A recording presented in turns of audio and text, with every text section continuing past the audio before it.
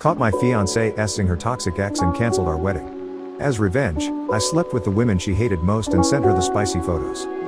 So, this isn't going to be one of those stories where I need advice or anything, because the entire thing has already come to a close, but I think there's certainly a lot that can be learned from the BS that I just had to experience, and since I learned a lot from stories that others have told here, I think that it's only right that I bring my own tale to the table. I'm certainly in the mood to make light of the situation because I got my get back and I got it good. I work at a certain large financial institution in the US and I'm not bragging, but I'm doing pretty great for myself, with a lot of potential for growth, and all of this while I'm still just 32. During a conference I went to about 6 years back, I chatted with the woman who was sitting beside me and we got along so well. A few months after that, we started dating and we've been dating ever since. She just turned 30 a few days ago, but naturally, with the way things ended up, there was no need to call her to send wishes or anything of the sort. It was exactly on her 29th birthday that I popped the question and she said yes right away. There's a bit of a smile on my face looking back at that because it was one of the happiest days of my life, and I'm sure of hers, but that's soured a lot now. Aged like unrefrigerated milk. Either way, I asked her to marry me, she said yes, and we were engaged. Happy days, am I right? Now, I'm not certain if I'm the only one who has experienced this before, but when you deal with women who are too scared to talk about their sexual adventures with their friends, you, as a partner, might end up being the person they choose to start yapping to. I've had this happen in 2 separate relationships, of which this was one of them. I think most men don't want to continually hear stories of all the men that their girlfriend, or fiancé, or wife has slept with. It's the same way I don't attempt to indulge any woman with the people I've slept with. Anyway, it happened a few times before I finally told her that I really don't care to hear all her stories. But before that point, I had heard a lot about her most recent ex. I think it is fair to hear about exes in any new relationship, but I don't need the sexual details. The guy's name was Chris and they had a pretty toxic relationship, but he was so go-ood in bed. Of course, we had slept together at this point and I had to wonder whether I was that go-ood in bed too. Maybe less OS for me. Supposedly the bedroom situation was what kept her in such a toxic thing, which I'll admit was a red flag for me, but she was much younger, and by extension, naturally much stupider, so I let it slide. Anyway, that's necessary background to what I have to say next. I heard a lot about Chris in the early stages of the relationship, but after a point, nothing else. At that point, I assumed she had finally gotten over him and that was good enough for me. I stopped hearing about him about 2 years in, even sparingly. So, let's fast forward to the post-engagement stage. I and my fiancée, Sandy, were already getting into the planning phase of things. We're both from relatively well-to-do homes. I personally wouldn't say my upbringing was wealthy or rich, but I've been told I'm out of touch before, and I accept my perspective might be a bit untrustworthy. Either way, both parents wanted something relatively big. I was fine with a friends and family type of situation, no uncles or aunts I hadn't seen since I was a toddler, but everyone, including Sandy, wanted it to be spectacular, so I gave up and let them have their way. Now, here's where things get fun. Admittedly, this is where things went to hell for me back then, but as I said, I'm trying to be relatively lighthearted with the situation now.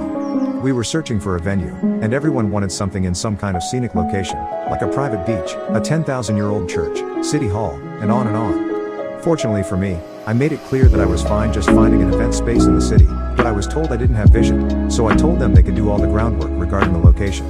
I wouldn't be stressing myself over something I wasn't that concerned over. So, regarding a venue, Sandy told me that she was going to check out 3 of them with a friend, and I was totally fine with this. I mean, what was there to object to? She's been with a friend to try out caterers and to look at dresses, so big whoop. So the day goes by and she tells me that she checked out a few places with this friend and that a certain old church was tickling her fancy quite nicely. She said she was going to check it again, in a few days with the same friend, just to make sure she still felt the same way about it, and I told her that was fine. Because once again, I didn't care about the venue and there was nothing that I could see to make any aspect of the situation seem off. Eventually, she went back to check the venue out with her friend again, and the consensus was that it'd be the place for her, so we put our name down and we'd have to pay a deposit within 30 days to book the day for ourselves. I eventually did, so the venue was set. Now, everything went swimmingly for the next few weeks. Wedding preparations continued along just fine, with additional things being settled, but for the most part, we hadn't put down too much money. I am very fortunate to have had things happen the way they did, because one day, when my wife went to sign for a delivery, she left her phone on the kitchen island, and who do I see a notification from? Chris. You there, babe? I was very tempted to go through her messages, but she came back within seconds, holding the package she had picked up. I had no confirmation that it was the same Chris, but if there was another Chris calling her babe, I think that it'd somehow be worse in its own special way. It had to be her ex. Now, I was able to keep my emotions in check, because I know how guys can be. He could be an ex being pushy or trying his luck with pet names and sexual innuendo, and she might be completely unreceptive to it. But as long as she had no idea I knew, opportunity to read more. That opportunity came about 10 days later when her friend came to pick her up to go look at flower arrangements. She just happened to forget her phone, which was perfect for me. There was a chance of her coming back to get her phone, but I wasn't going to waste the chance, so I picked it up and went straight to her messaging app and looked for Chris. They had been talking. In fact, they had been talking a lot. There was a lot of regular stuff there. Some talk about the wedding. He mentioned the venue and how beautiful it was, saying we should go there again sometime. Outside of wedding duties. So he was the friend she went with. It only rushed back at that moment that she hadn't given me a name, and she usually did. She went with her ex, of all people. The same Chris I hadn't heard of in ages. The same Chris who was so amazing in the bedroom. That spurred me to keep reading up and up and up. Yeah, until I got to the juicy bits. There was a lot of sexting. A lot, and it was as explicit as you could imagine. Well, it remained in text form for the most part, but there were pictures exchanged. I had to go far up, but it was right around the time that they went to check out the old church the second time. Things were relatively sanitary from their down, besides pet names being thrown around. I couldn't tell if they had slept together, but she clearly didn't regret what they had done at that point, because they were still talking actively. She was keeping the idiot on speed dial. That's when I heard the door unlock. Now, at that moment, I considered putting her phone down. I really strongly considered acting like I wasn't doing anything. But you know what, I said to hell with that. I let her walk in on me holding her phone. As soon as we locked eyes, I saw her eyes widen and she nearly sprinted towards me, trying to force a lighthearted "what you doing?" When she got by my side, she saw Chris's chat open on her phone and I just looked up at her from where I was sitting. She struggled to find words to say. I could see her lips trying to move. "You went through my phone? Really? Are you serious?" Yes, she tried to make me the villain. I was so pissed off by the response, but all I did was laugh. I actually think it might have seemed like I was crazy because she took a step back. I actually had no idea. I genuinely had no idea. I said to her, "Your lover sent a message when you went to sign for the package that other day. I saw the notification, and that's what spurred me to check your phone. I definitely had reason to do this, so don't even try and flip things on me. Because if things had gone your way, I still would have been stupidly ignorant and you would have continued to cheat on me with Chris." She started to mumble and tell me how it wasn't what it looked like. "I know you guys slept together." I was bluffing hard, but I just had a gut feeling. She denied it right away, but I stood my ground and told her to stop lying. She denied it again and I placed her phone on the table and pushed it towards her. "I can't marry a liar." That's when she erupted into tears, wailing and telling me that it was just once. I laughed again. "Just once yet you sexted with him? You guys are still in contact?" "It was a mistake, baby. I made a mistake." She kept trying to touch me, but I kept swatting her away. That line was incredibly funny to me because it was only a mistake because I caught her. She would have kept going along with me and her ex on the side. She would have gotten married to me and probably kept sleeping with him. Like, the length things could have gotten to had I not caught this slut was actually quite distressing. To think that I had no idea and I had trusted her entirely before I just happened to see that message on her phone. It's riling me up right now thinking of it. I stood up and I went to the bedroom and grabbed her suitcase from out of the closet. She followed me and once she saw me throwing her belongings into it, she started to wail again, which was really starting to piss me off. She kept begging me through tears, but I was really not in the mood for any of this. To imagine I was planning a wedding with her was crazy. "Give me the ring back." If you see the look on her face at that point, it was like she had seen a ghost. I think despite everything, it was at that point she actually realized how deeply she had messed up. She realized the actual consequences of her actions.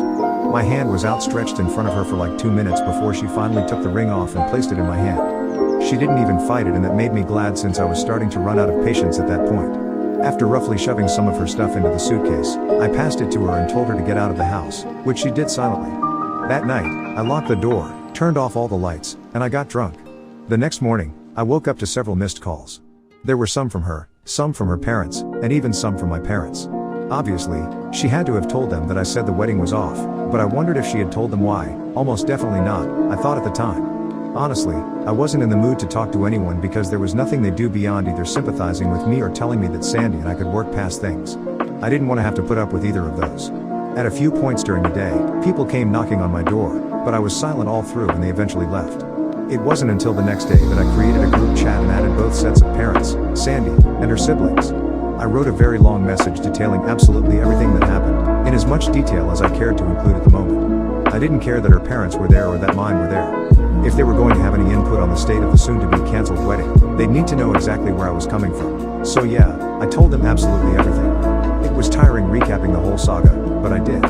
The group chat was silent for a full hour after that, even though I could see that several of them had read the messages, including my ex-fiancée. The first indication I had gotten that someone had actually comprehended the entire thing was when my dad called me. I remember exactly what he said. "Son, I'm sorry. You made the right choice. It'll hurt, but it was the right choice." That stuck with me because a weaker man might have gone back to his vomit when the pain got too strong, but I never even considered it every time I remembered that line. Throughout the day, I got messages and calls, some of which I replied to, some of which I ignored. It was clear though, that everyone had gotten the news and there was no point talking to me about it because my mind was set. That right there, was pretty much the last time our wedding plans were so actively spoken about, at least to my knowledge. Her parents never tried to plead with me because I assumed they had the sense to know their daughter had messed up immensely. But the thing is, that wasn't enough for me. It really wasn't. I really had to make Sandy hurt the same way I did because calling off an engagement isn't real pain for her if it was merely the consequences of her actions. The first thing I wanted to do was get at Chris, but I really couldn't figure out how. I had no real dirt on him, though I did hope that Sandy would want nothing to do with him, seeing as he was the root of all the embarrassment and pain she had gone through. After all, her immediate family all knew she was an unfaithful hoe, and that was satisfying. It probably would have helped if I had come to ask for help here on how I could get back at Chris, but honestly, my mind wasn't in the right place at the time. I hope you can understand that. So I let him go despite not wanting to. However, the real person I needed to get back at was Sandy, and I had a plan. Here's the thing, we weren't together anymore. Anyone I chose to sleep with at this point was entirely fair game, even if it were her sister. No, I wasn't planning to sleep with her sister, I'm just making a point. The thing was, I wanted to make sure it had hurt her a lot, so I had two options: sleep with the people she loves the most, or sleep with the people she hates the most.